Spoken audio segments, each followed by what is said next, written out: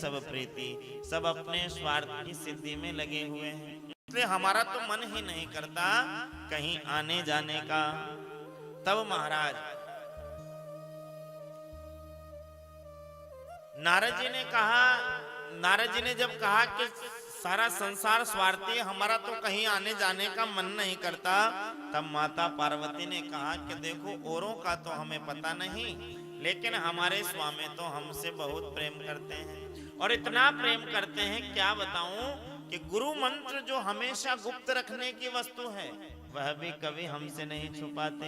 ध्यान में जिस देवता का दर्शन होता है वह भी आकर के हमें बता देते हैं, इसलिए बहुत हमसे प्रेम करते हैं हमारे स्वामी।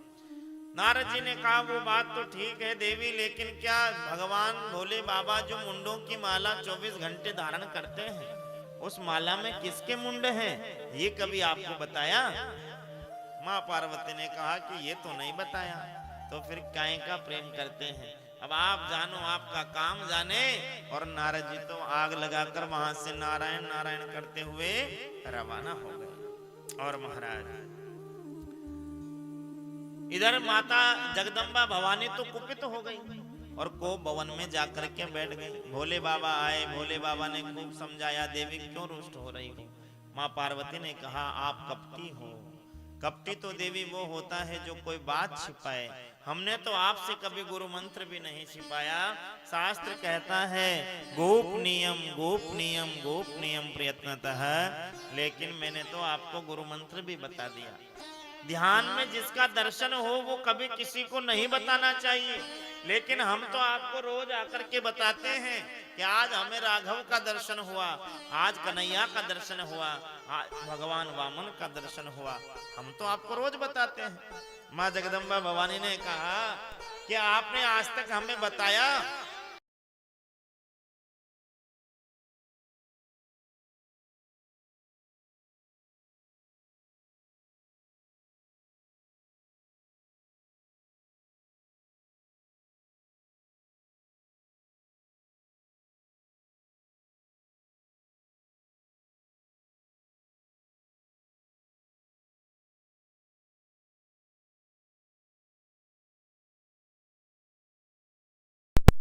करती हो तो तुम्हारा ही मुंड में इस माला में पिरो लेता हूँ। और एक एक करके सारे मुंडों के नाम गिना दिए, ये महागौरी है, ये महाकाली है, ये तारा है, ये बगलामुखी है, और ये अंतिम जो मुंड है ये सती का मुंड है। इस प्रकार पूरे अब तक के सारे जन्मों की कथा माँ जगदम्बा भवानी को भोले बाबा ने बताई। माँ भवानी ने कहा कि फिर तो आप कपटी नहीं महाकपटी हो। भोले बाबा ने कहा क्यों महाकपटी? तो कहा कि हम तो बार बार मरते हैं, बार बार जन्म लेते हैं, और आप तब से लेकर अब तक एक ही हो। ऐसी कौन सी औषधि खा रखी है, ऐसी कौन सी दवाई पी रखी है? भोले बाबा ने कहा देवी हमने भगवान की अमर कथा सुनी है, और उस अमर कथा के प्रभाव से मैं अमर रहता हूँ, भगवान का चिंतन करता हूँ। जगदम्बा भवानी माँ ने चरण पकड़ के कहा स्वामी हमें भी आप अमर कथा श्रवण कराइए। शीश पहाते मुनि कहीं जनि धामे, सुन भय माया प्रगट सुश्यामे, कहीं गर्भ ऋषि ज्ञानन राशि, सुन जनि माधव अमा सुहासी। अब तो महाराज भगवान भोले बाबा कैलाश पर्वत पर, वहां महाराज बर्फीली पहाड़ियों पर बरगद के वृक्ष के नीचे एक बर्फ की शिला पर विराजमान हो गए। सामने माँ जगदम्बा भवानी विराजमान है। भोले बाबा ने कहा देवी मैं कथा तो सुनाऊंगा, लेकिन कथा सुनने के कुछ नियम है, आपको उन नियमों का ध्यान रखना पड़ेगा। माँ जगदम्बा भवानी ने कहा स्वामी क्या नियम है? तब भगवान भोले बाबा ने कहा देवी जब मैं कथा सुनाता हूँ तो नेत्र बंद करके कथा सुनाता हूँ। अब आप सुन रही हो या नहीं सुन रही हमें कैसे पता लगेगा? इसलिए आप बीच बीच में ओम ओम का उच्चारण करती रहना। और देवी व्यास पीठ के सन्मुख बैठकर ही हमेशा कथा सुननी चाहिए।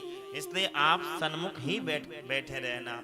व्यासपीठ के पीछे बैठकर कभी भी कथा नहीं सुननी चाहिए, क्योंकि व्यासपीठ के पीछे बैठकर कथा सुनने से अपराध लगता है। और देवी, कथा में कभी सोना नहीं चाहिए। माँ भवानी ने कहा, ठीक है स्वामी, अब आप कथा प्रारंभ कीजिए। भगवान भोले बाबा बरगद के वृक्ष के नीचे, वट वृक्ष, देखो वट वृक्ष की बड़ी महिमा है। वट वृक्ष की ऐसी महिमा है कि प्राचीन काल में जितने भी कथा प्रवक्ताओं ने कथा की वो बरगद के नीचे की, और श्रोताओं ने महाराज बरगद के नीचे बैठकर ही कथा सुनी, क्योंकि वट वृक्ष की बड़ी महिमा है। चाहे वह सुखदेव जी और परीक्षित जी का प्रसंग हो, चाहे वह नैमिषारण्य का प्रसंग हो, सूत जी और सोनक जी का प्रसंग हो, चाहे वह भगवान भोले बाबा माँ जगदम्बा भवानी को कथा सुनाए हो, चाहे हरिद्वार में मैत्रेय मुनि ने कथा सुनाई हो, कोई सा भी प्रसंग आप उठा करके देख लीजिए, बरगद के नीचे ही कथा के प्रसंग हुए हैं। और आज हम सब भी वट वृक्ष के नीचे बैठकर ही कथा का आनंद ले रहे हैं। ये भी हमारा परम सौभाग्य का विषय है।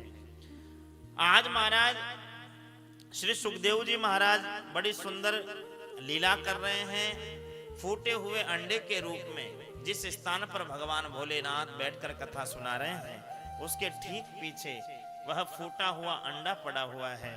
और प्रथम दिन की कथा जैसे ही प्रारंभ हुई, ऐसा चमत्कार कथा का हुआ।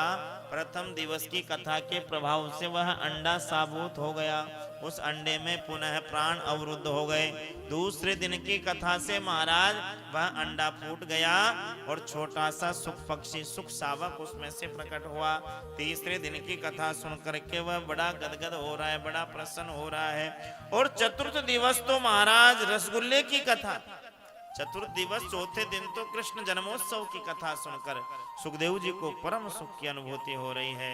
धीरे धीरे धीरे पांचवें दिन की कथा और षष्ठम दिवस की कथा जैसे ही हुई, और महाराज थोड़ा ज्ञान की चर्चा जब भोले बाबा ने प्रारंभ करी, माँ जगदम्बा भवानी की आंख लग गई। और महाराज सुखदेव जी ने सोचा कि यदि माँ ने ओम ओम कहना बंद कर दिया तो कहीं भोलेनाथ कथा का विश्राम नहीं कर दे।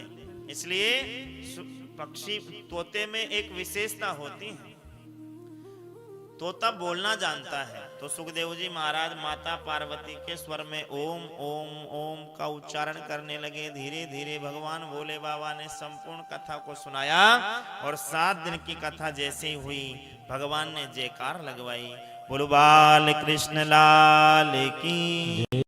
माँ जगदम्बा भवानी के नेत्र खुले।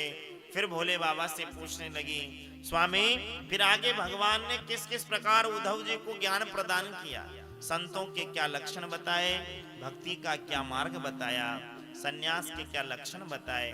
जब भोले बाबा ने कहा देवी कथा का तो विश्राम हो गया, माँ भवानी ने कहा स्वामी क्षमा करना, मेरी आंख लग गई थी। भोले बाबा ने कहा कि आपकी आंख लग गई थी तो फिर ये ओम ओम कौन बोल रहा था। भोले बाबा ने पीछे मुड़ के देखा तो छोटे से सुखदेव जी अभी भी ओम ओम का उच्चारण कर रहे हैं। भोले बाबा को क्रोध आया, यदि यह व्यासपीठ के सन्मुख बैठकर के कथा सुनता दंड का अधिकारी नहीं था, लेकिन व्यासपीठ के पीछे बैठकर कथा सुनने से यह दंड का अधिकारी हो गया। और भोले बाबा त्रिशूल लेकर के और सुखदेव जी के पीछे दौड़ने लगे। सुखदेव जी वहां से उड़ते उड़ते उड़ते उड़ते बद्रीनाथ धाम में आए, और महाराज माणा में सम्या प्रास नाम की कुटिया बना करके श्री व्यास जी महाराज अपनी पत्नी वेटिका के साथ निवास करते थे। माता वेटिका धूप में बाल सुखा रही थी, और बाल सुखाते सुखाते माता वेटिका को उबासी आई, और छोटे से सुखदेव जी मुख में प्रवेश करके गर्भ में प्रवेश कर गए। बोलो सुखदेव जी महाराज की। भोले बाबा आए, भोले बाबा चारों तरफ सुखदेव जी को ढूंढने लगे, लेकिन कहीं पर भी श्री सुखदेव जी महाराज दिखे नहीं। लख श्री कृष्ण जो जय कहूं, कहीं सुत सुख जसवाणी, होय नाम सुखदेव इह कहीं हरि अंतरधाम। माता वेटिका के गर्भ में से सुखदेव जी महाराज 12 वर्ष तक रहे, 12 वर्ष तक बाहर ही नहीं आए। 12 वर्ष तक माता वेटिका के गर्भ में वास किया। एक दिन माता वेटिका ने श्री व्यास जी से कहा, मुझे मेरे गर्भ में वेद मंत्र सुनाई देते हैं, मुझे भगवान का नाम कीर्तन सुनाई देता है। व्यास जी ने ध्यान लगा करके देखा तो समझ गए श्री सुखदेव जी महाराज का प्राकट्य होने वाला है, भगवान के परम लाडले भक्त आने वाले हैं। व्यास जी ने कहा, बेटा तुम्हारी माता श्री को कष्ट हो रहा है, आप गर्भ से बाहर आओ। सुखदेव जी ने मना कर दिया। सुखदेव जी ने कहा, पिताजी यदि मैं बाहर आऊंगा तो भगवान की माया मुझे पकड़ लेगी, इसलिए मैं बाहर नहीं आने वाला। व्यास जी ने कहा, मैं तुम्हें वचन देता हूँ भगवान की माया का कोई प्रभाव तुम पर नहीं होगा। सुखदेव जी ने कहा, आपकी बातों पर कैसे विश्वास कर लूं? स्वयं मायापति नारायण आकर के यदि वचन दे तभी मैं गर्भ से बाहर आऊंगा। और स्वयं भगवान नारायण को आना पड़ा और आकर के भगवान नारायण ने वचन दिया कि तुम्हारे बालक पर कोई माया का प्रभाव नहीं पड़ेगा। तब जाकर के श्री सुखदेव जी महाराज अपनी माता वेटिका के गर्भ से बाहर आए हैं, प्रकट हुए हैं। बोलो सुखदेव जी महाराज की जय।